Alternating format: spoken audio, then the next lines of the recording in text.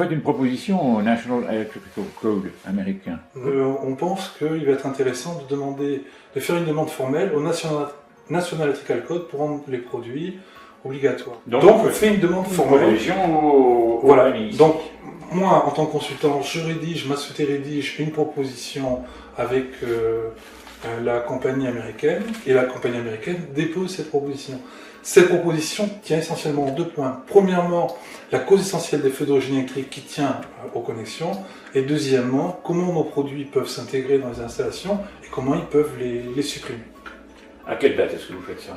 Je fais ça, il me semble, 3 novembre 2011, et c'est envoyé à Quincy, donc Massachusetts.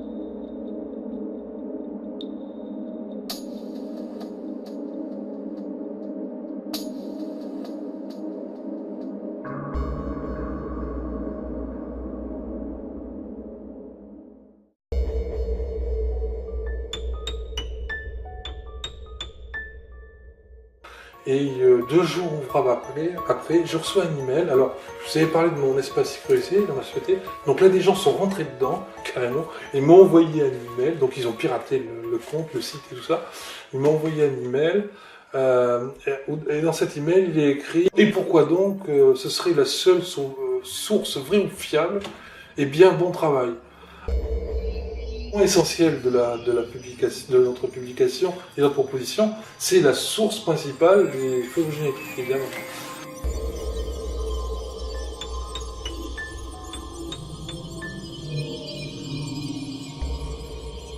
Et donc là, évidemment, ça peut faire référence qu'à ça, quoi. Donc là, je me dis qu'encore une fois, il y a des gens qui ont hacké le système, qui ont piraté, et voilà, et donc évidemment, on est tracé. Donc là, ça devient franchement inquiétant, quoi.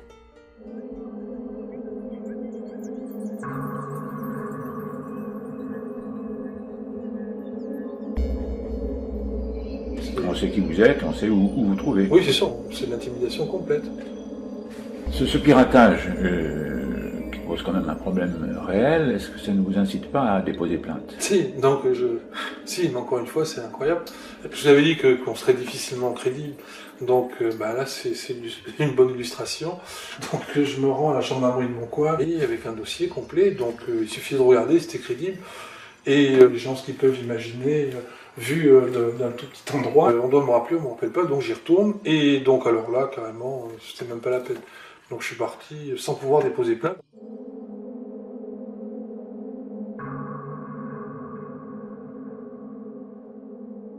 Toujours pareil, je vous dis que tout se doit jouer en cette fin d'année. Donc je dois me rendre le 19 janvier aux États-Unis pour présenter donc cette proposition et puis pour la défendre face au staff qui est là-bas. C'est en audition publique. Donc je me prépare à tout ça. Et pour préparer ça en plus, je travaille à la création de vidéos qui expliquent la technologie, etc. pour faire un support qui pourra être présenté devant tout le monde en audition publique.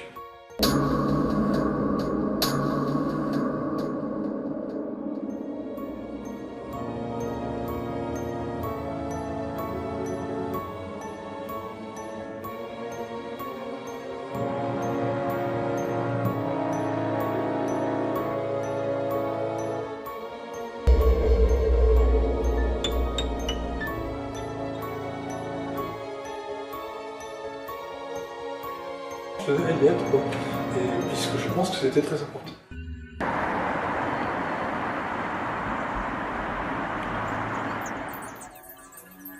Et c'est à ce moment-là, en préparant la réunion du 19 janvier, que vous tombez malade. Voilà, donc là je tombe malade, enfin c'est sérieux quand même, parce que depuis quelque temps je suis pas très bien, donc je suis voir mon médecin, j'ai eu des traitements antibiotiques, etc. Et le 16 décembre, je suis pas bien du tout, donc ma femme m'amène à l'hôpital, et donc là je suis direct coma, et donc c'était pas bon du tout, quoi.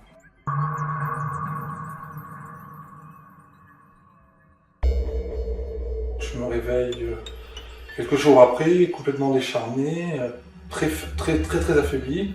J'ai plus aucune force, je suis sous l'oxygène. Et là, j'apprends que j'aurais contracté une bactérie résistante aux antibiotiques. C'est pour ça que le traitement du médecin ne marche pas à certains antibiotiques. Et que je suis pas passé très loin. Et je sais pas même dans quel état je vais être après.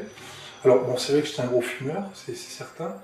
C'est un hasard ou une coïncidence de plus Ça traverse l'esprit, mais dans l'état où j'étais, je pensais plus forcément à grand chose parce que j'étais tellement faible. Vous sortez de l'hôpital le 31 décembre, largement handicapé, avec une bouteille d'oxygène. Et qu'est-ce qui va se passer pour l'audition de l'ANEC le 19 janvier? Je peux rien faire, quoi. Donc je mandate un ami à moi, Alain Lancereau, qui est un ingénieur centralien, qui connaît bien le dossier puisqu'on a travaillé sur la partie économique business plan pour les États-Unis, afin qu'il aille là-bas.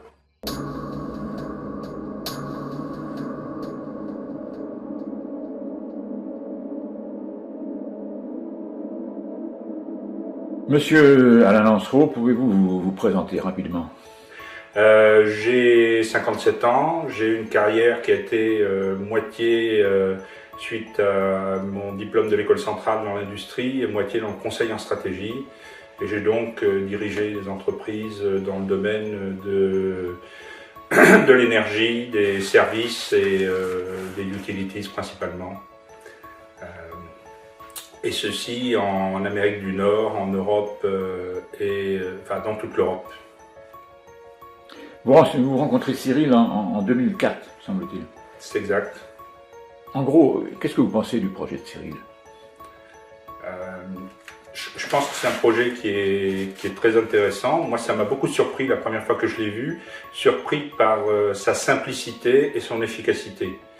Je dirais, ça permet de détecter un nombre important de sources potentielles d'incendies de façon très simple et très peu onéreuse et en utilisant les systèmes existants. Donc il n'y a rien à rajouter de plus si ce n'est l'élément de détection qui lui-même est un élément fondé sur les principes de base simples et peu onéreux.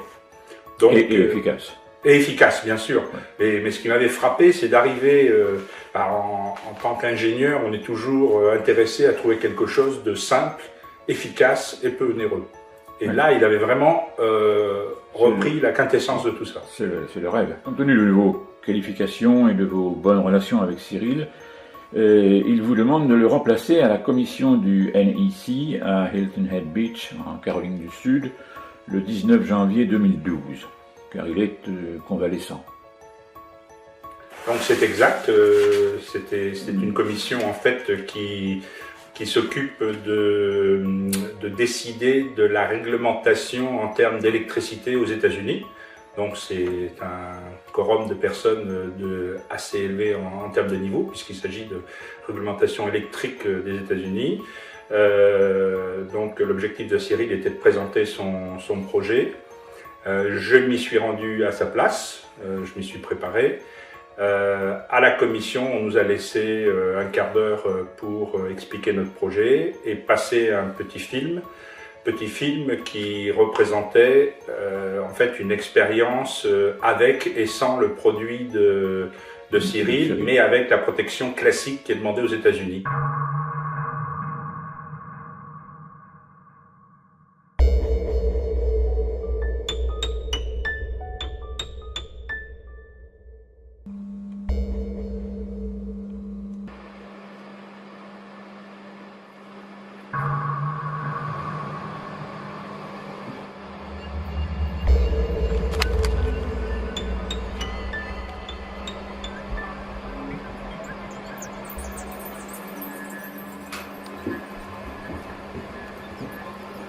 On voyait clairement que la protection classique n'empêchait pas un feu de démarrer assez rapidement au niveau de la connexion lâche.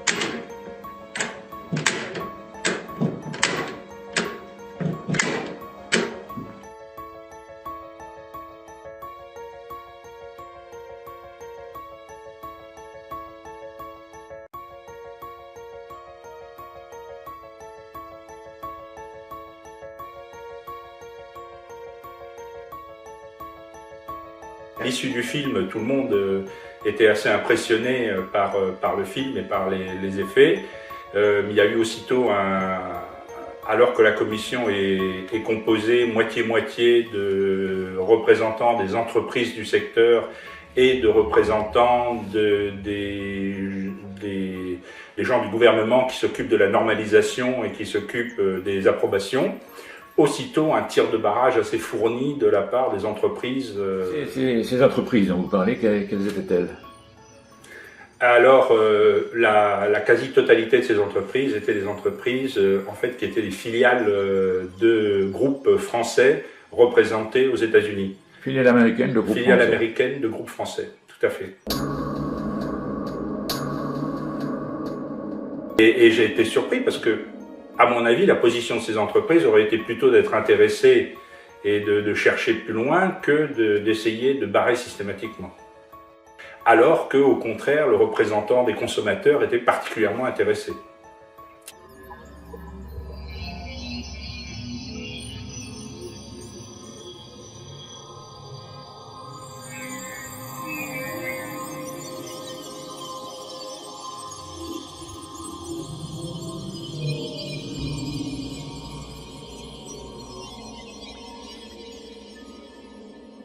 Cyril, après tous ces rebondissements, nous sommes début 2012 donc, vous vous remettez petit à petit de votre maladie. Oui, il me faudra bien 6-7 mois pour me remettre à peu près sur pied. Donc évidemment, physiquement, je suis pas opérationnel comme je devrais l'être. Et j'essaie malgré tout de renouer avec la stratégie qu'on avait mis en œuvre, quoi. Mais c'est quand même assez difficile, donc c'est même très très difficile. C'est-à-dire? C'est-à-dire qu'en plus de tout ça, en tout premier mois de l'année, l'investisseur principal me téléphone et il m'annonce qu'il a un contrôle fiscal, un truc incroyable.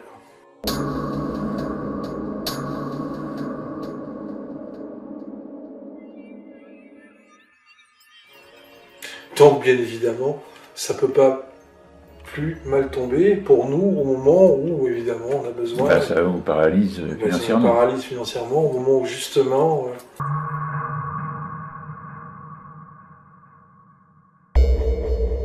Mais vous pensez que les deux choses étaient liées ou c'est simplement une coïncidence? Bah, pour nous, ça peut pas plus mal tomber. Bon, maintenant, ce qu'on a compris, c'est qu'il y a des gros intérêts en jeu derrière. Donc, mais en même temps, il y a beaucoup de contrôles fiscaux. Maintenant, ce qu'on remarque, c'est que effectivement, d'abord, le contrôle qu'il a, apparemment, il est hors norme, quoi. C'est une question qu'on a le droit de se poser compte tenu de tout ce qui nous arrive.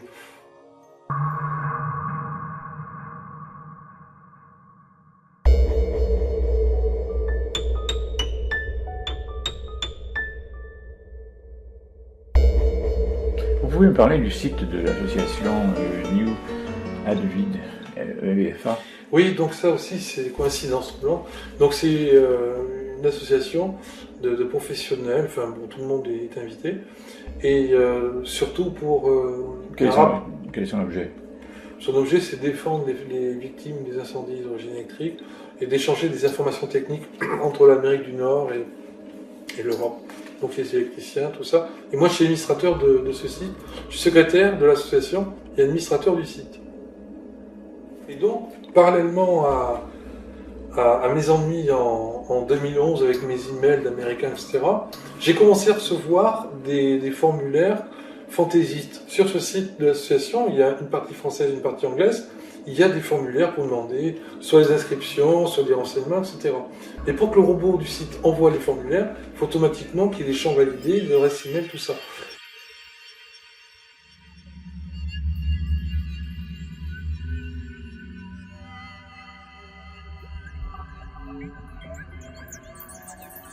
Moi, je pense à des plaisantins. Oui, des pirates plaisantins, tout ça. Je prête pas trop attention. Vers le mois de mars et avril, vous dites que vous en recevez beaucoup. Oui, alors là, par contre, j'en reçois beaucoup. Et donc, je suis en train de pester contre ça, en disant, bon là, parce qu'effectivement, après tout ce qui s'est passé, je me demande s'il n'y a pas non plus un lien avec ça. Et ma femme m'entend pester, elle vient voir. Ces emails sont très particuliers parce qu'ils apparaissent à l'écran en bleu. Donc voilà, et donc on les voit bien, puis j'ai un grand écran, donc voilà. Et elle me dit, mais c'est ça que je recevais en masse quand tu étais à l'hôpital. Sandrine, bonjour. Bonjour. Vous vivez avec Cyril depuis de nombreuses années. Je voudrais que vous me parliez de la période où il a été hospitalisé. J'ai emmené Cyril à l'hôpital, c'était très très grave, ça faisait un petit moment déjà qu'il était pas très bien. Et donc une fois à l'hôpital, il est tombé rapidement dans le coma. Ça a été C'était vraiment très difficile. Et les emails qu'il recevait? Et lorsque Cyril était justement dans le coma, je vérifiais tous les jours sa boîte mail. Et là j'ai découvert des mails assez étranges et en quantité vraiment énorme.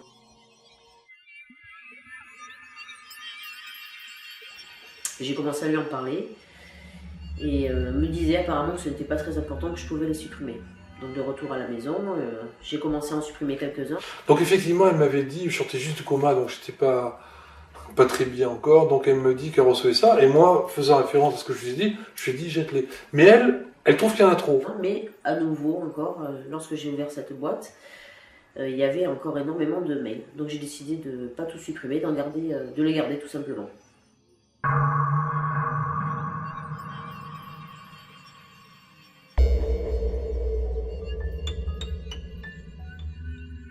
En avril 2012, Cyril regardait ses mails et je l'ai entendu râler. Donc je suis venue le voir, je lui ai demandé qu'est-ce qui se passait. Et là, j'ai découvert tout simplement la même forme de mail qu'il recevait en décembre. Donc je lui ai dit que j'avais ouvert un dossier où je les avais tous classés. Et donc je lui ai montré le dossier.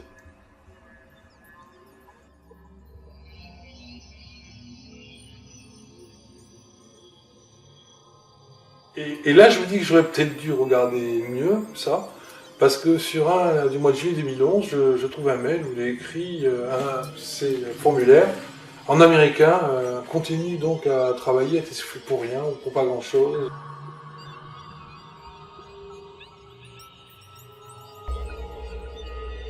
Donc là, évidemment, ça, voilà. Et j'en trouve un autre du 22 décembre. Et là, j'ai un peu le vertige parce qu'il est écrit dessus, en américain, il n'y a que toi qui l'as eu en toi, on ne pouvait pas mieux te le mettre.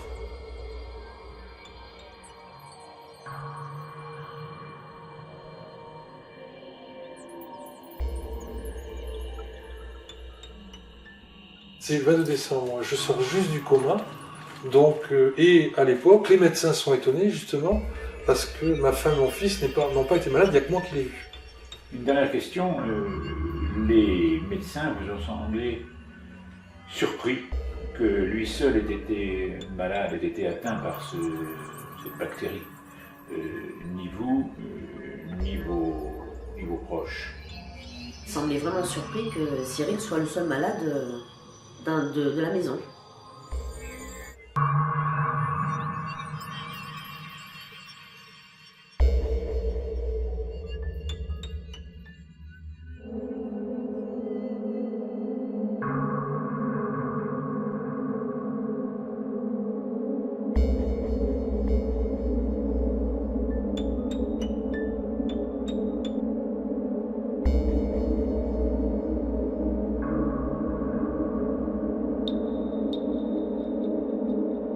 À ce moment-là, vous avez pensé à Jean-Pierre Le Nonain?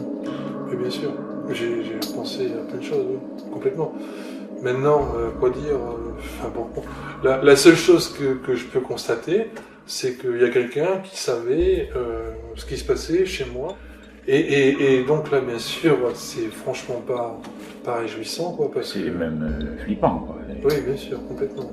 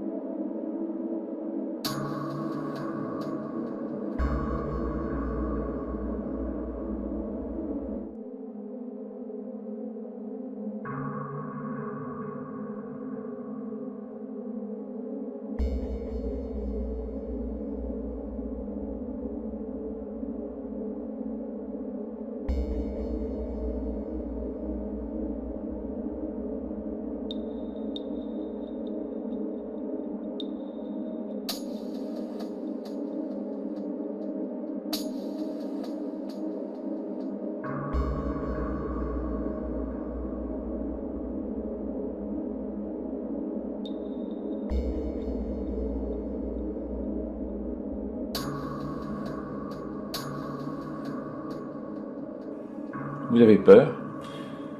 J'ai eu quelques frayeurs, effectivement. Mais clairement, j'ai des amis, j'ai quelques protections. Et puis ensuite, j'ai des tonnes de documents, des enregistrements, tout ça est copié, recopié. Et s'il m'arrivait quoi que ce soit, bien évidemment, tout ça sortirait, quoi. Et ça serait nominatif, donc ce serait, je pense, vraiment embêtant s'il m'arrivait quoi que ce soit, oui. Vous avez déposé des plaintes? Déposer plainte, mais on ne peut pas trop en parler pour le moment.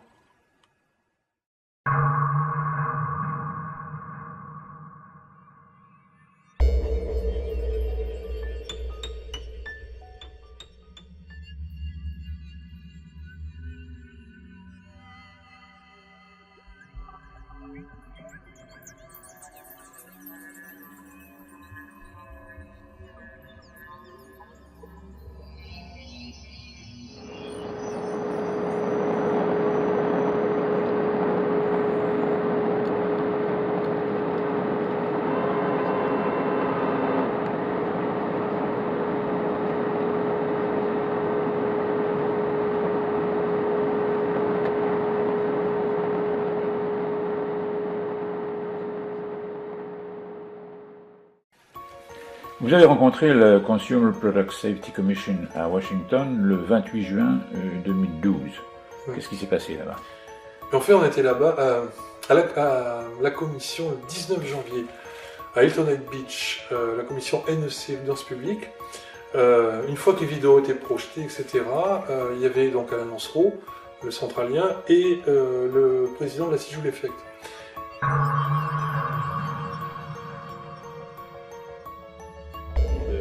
Était assez impressionné par le film et par les effets. Aussitôt, un tir de barrage assez fourni de la part des entreprises locales. La quasi-totalité de ces entreprises étaient des entreprises en fait, qui étaient des filiales de groupes français représentés aux États-Unis. Alors qu'au contraire, le représentant des consommateurs était particulièrement intéressé. Et donc là, un des membres de Consumer Product Safety Commission est venu les voir. Manifestement, il a indiqué qu'il était intéressé, cette technologie intéressée. Donc voilà, qu'on pouvait passer le voir. Donc c'est dans ce cadre-là. Et donc je suis reçu, il y a cette même personne, une autre personne de Consumer Product Safety Commission et une représentante du NEMA, qui est un syndicat de fabricants de matériel électrique aux États-Unis, qui évidemment était assez caustique, quoi. Un exposé de routine pour vous? Pas forcément, parce que c'est d'abord un organisme gouvernemental américain, bon, c'est pas rien. Et on a c'est peut-être aussi pour nous une porte de sortie, quoi. Tout ce que je vous dis là à propos de Consumer Product Safety Commission, c'est sous réserve de traduction que j'ai pas encore écrite, etc.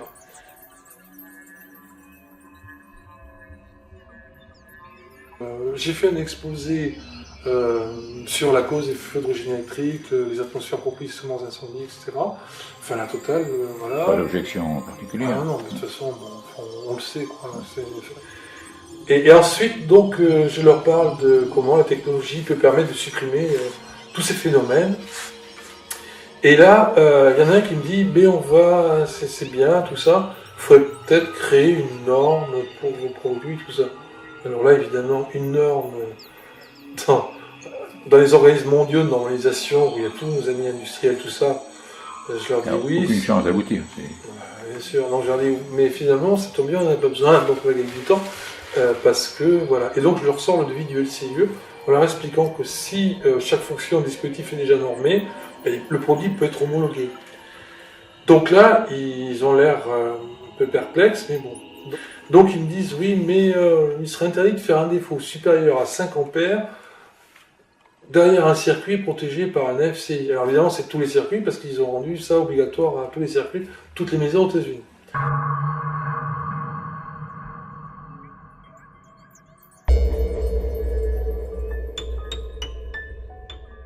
Donc là, je n'ai pas bien compris, parce que c'est simplement pas possible, quoi, d'interdire un défaut, puisque un défaut par nature, on ne sait pas ce qui va être en puissance, donc voilà. Donc là-dessus, mais j'aurais dit, écoutez, c'est pas grave, on va mettre une résistance et on va limiter le courant de fuite à 5 ampères. Donc là, ils m'ont dit en suivant, oui, mais justement, la norme a changé, les AFCI n'ont plus la fonction de Grunfot.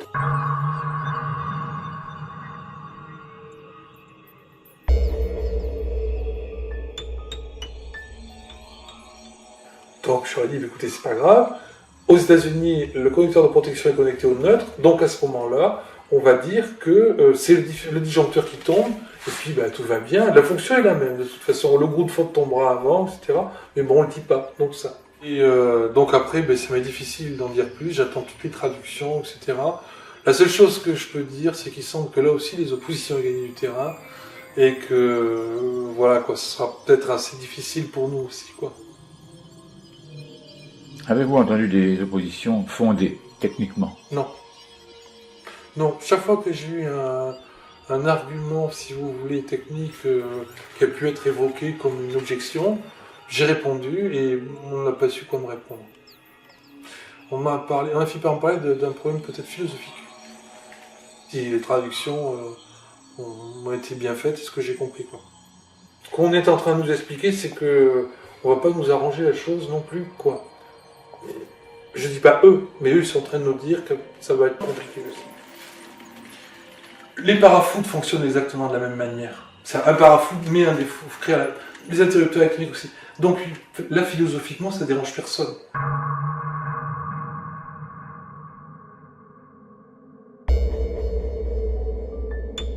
Pourtant, la philosophie et la physique sont deux choses un peu différentes. C'est pas les mêmes matières.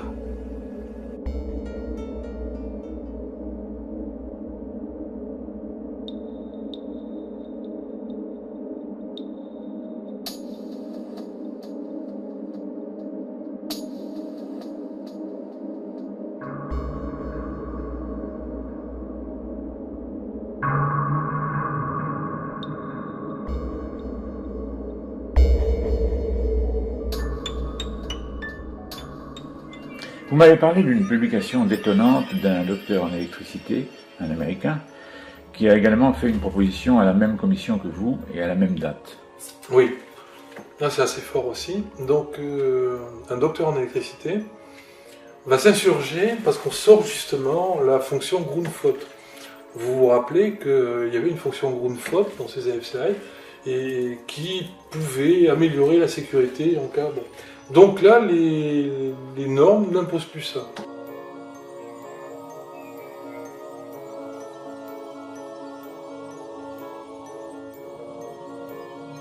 Donc lui, il s'insurge en disant les points chauds connexion sont la source principale des incendies. Donc il publie de belles photos et des prises qui crament, qui sont en train de brûler. Enfin voilà, il a fait plein d'essais, hein, voilà. Et il dit mais comment on va sortir cette fonction? C'est un peu une hérésie, etc. Et ça, c'est la première chose.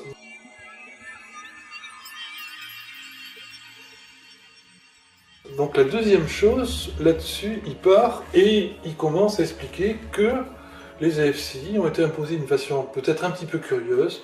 Donc il explique toutes les choses qu'il y a eu pour leur imposition, qu'on a inventé la courbe du feu, enfin qu'il y a eu plein de choses, des tests franchement bizarroïdes qui ont été menés, qui après sont devenus la norme alors que lui pensait qu'on allait retirer, etc. Donc voilà.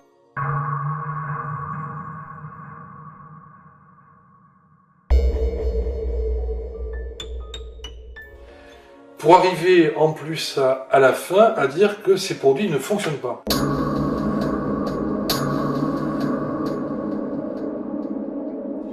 Donc c'est quand même assez hallucinant. Donc il explique que ces produits, la fonction de détection d'arc en série ne fonctionne pas et il donne les raisons. Ce sont des raisons de physique élémentaire et il explique pourquoi ça... Élémentaire avec toute la science d'un docteur en électricité. C'est ça, mais bon, voilà, il explique que ça ne peut pas marcher.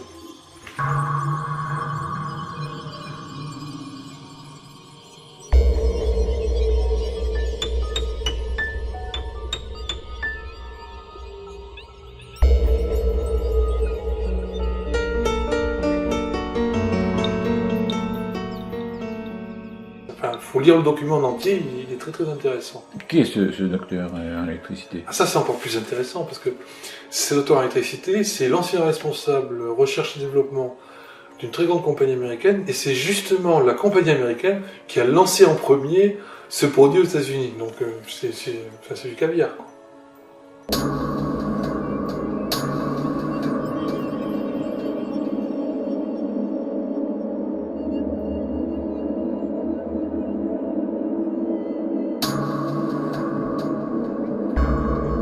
Donc un produit qui ne servirait pas à grand chose à part apporter une fonction différentielle a été imposé.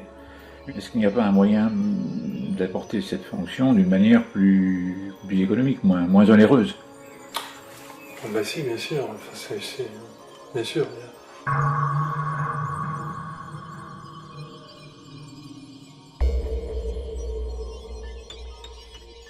Personne ne dénonce cela.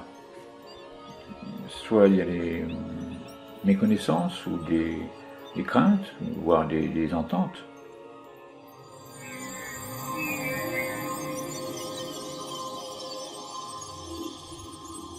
C'est assez exceptionnel parce qu'on entend des choses qu'on ne pouvait même pas imaginer.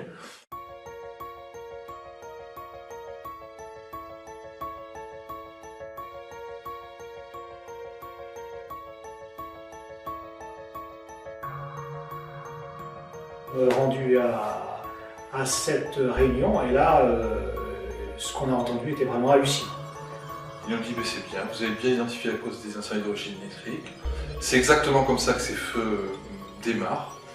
Votre système est parfaitement pertinent. Il nous explique que tous les fabricants français ont misé sur une technologie américaine. Un disjoncteur qui serait capable de détecter des arcs anormaux dans des circuits s'ils se produisent et de couper le courant. Des arcs.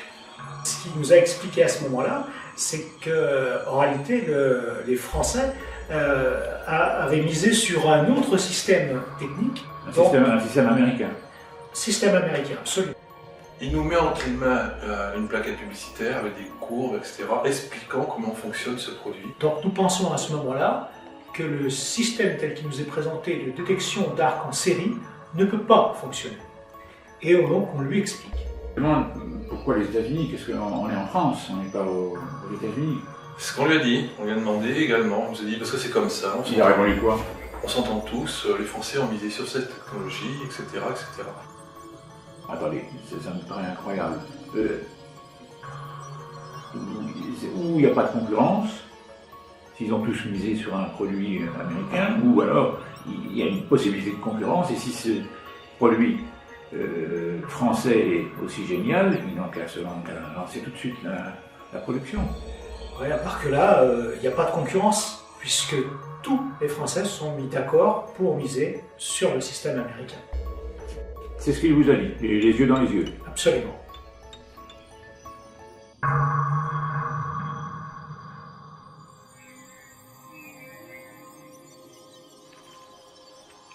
Vous supportez en France depuis plus de 10 ans maintenant des blocages, des oppositions, des manœuvres qui s'intensifient notamment lorsque vous vous approchez des États-Unis. Pendant qu'à la même période, et aux mêmes États-Unis, les AFCI sont en train d'être imposés État par État, au prix d'un lobbying intense et où d'importantes oppositions révèlent des invraisemblances absolument incroyables. D'autant qu'en 2011, j'ai rencontré des Californiens qui m'ont expliqué que 10 ans avant, tout le monde cherchait ça. Tout le monde cherchait ça en alternative, maîtriser les points chauds aux connexions. Exactement ce que j'ai trouvé, et tout le monde cherchait ça.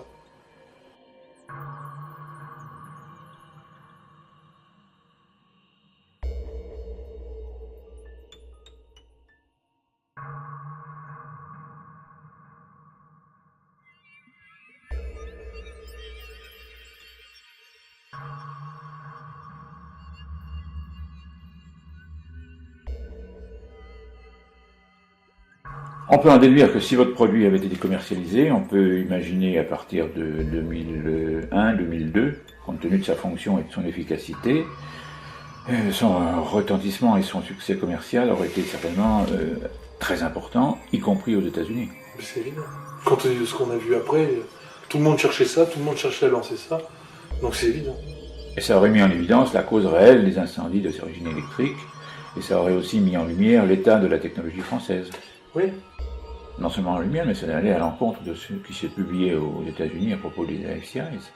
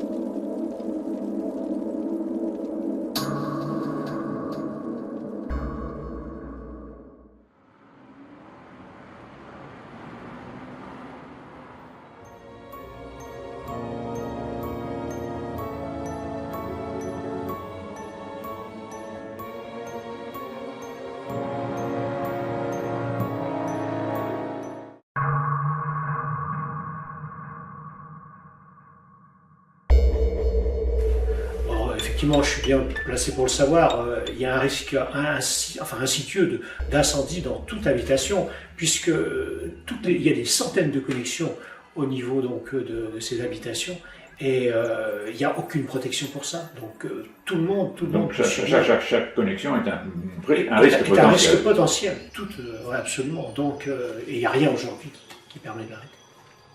Et les fabricants, les installateurs le savent. Tout le monde le sait. Les fabricants, les organismes professionnels, les associations, tout le monde le sait. Tout le monde.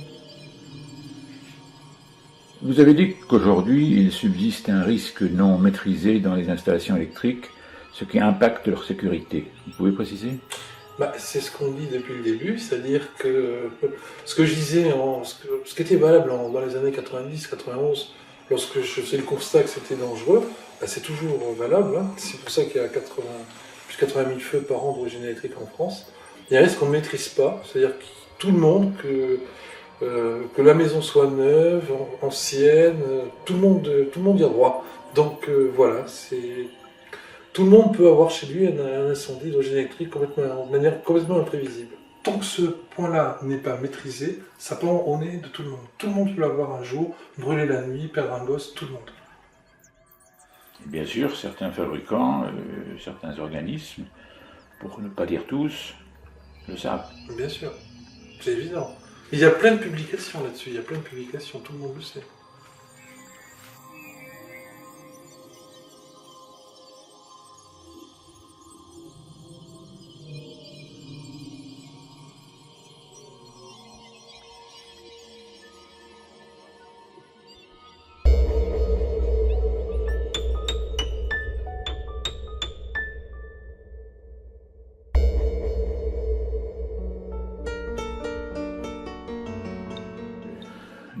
Deux questions en une. D'une part, est-ce que ce projet peut sauver des vies ? Et d'autre part, est-ce qu'il peut aussi créer de la richesse et de l'emploi ? Alors, je pense que sur la première question que vous avez, c'est l'essence du projet, qui est de de détecter des sources de risque d'incendie. Et souvent, ces sources sont malignes, c'est-à-dire qu'on ne les voit pas, elles sont dans des endroits qui sont peu atteignables. C'est l'essence du projet et c'est fait pour ça. Et je pense que ça doit sauver un nombre de vies important. Sur la deuxième partie, c'est un nouveau produit, il y a besoin de le fabriquer, donc a priori, il y a besoin de créer une unité de fabrication, de créer autour des postes logistiques et de distribution, et c'est des heures de main-d'œuvre supplémentaires pour le mettre en place. Donc il est clair que c'est un produit à valeur ajoutée.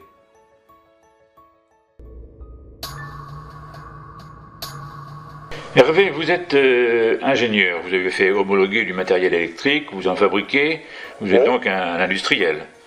Vous avez développé la technologie avec Cyril, donc vous êtes apte, mieux que quiconque, à juger l'ensemble de ce dossier.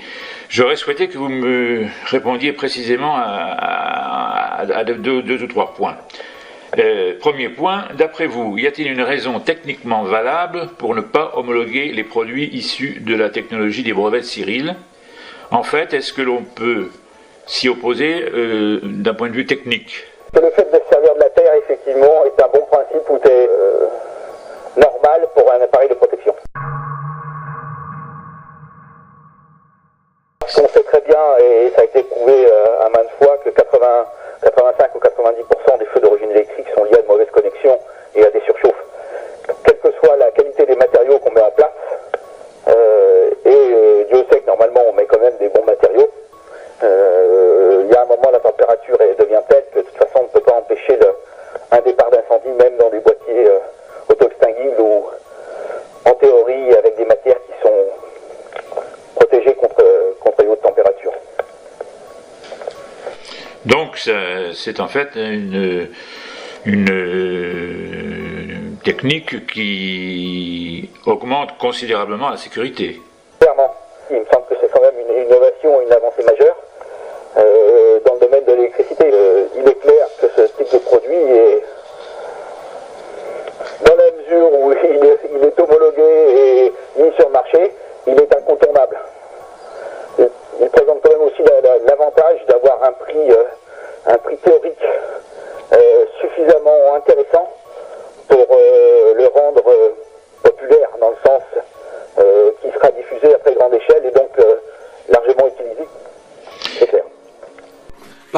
c'est valable pour toutes les installations électriques, aussi bien les centrales nucléaires que les sites Céveso, les sites chimiques, les sites pétroliers. Donc si vous voulez, les applications, c'est pas...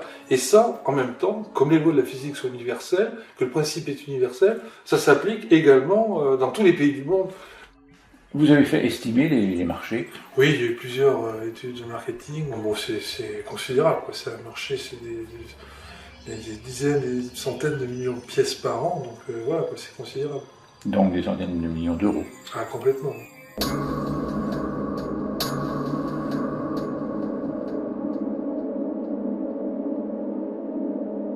Les produits me semblent géniaux, d'autant plus que l'on a fait quelques sondages parmi nos confrères et qui se trouvent ça absolument remarquable.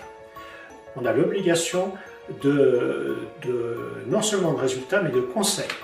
Vous êtes obligé de le prescrire. Tout à fait. D'autant plus que si ça devait sortir directement demain sur le marché, en aucun cas on pourrait arrêter le processus, étant donné que c'est simple, c'est facile à mettre en place et il va y avoir une quantité absolument incroyable.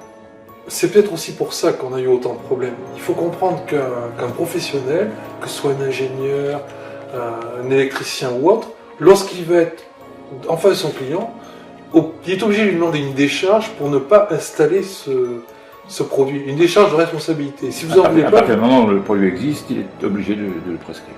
donc automatiquement c'est un carton commercial, quoi. Donc c'est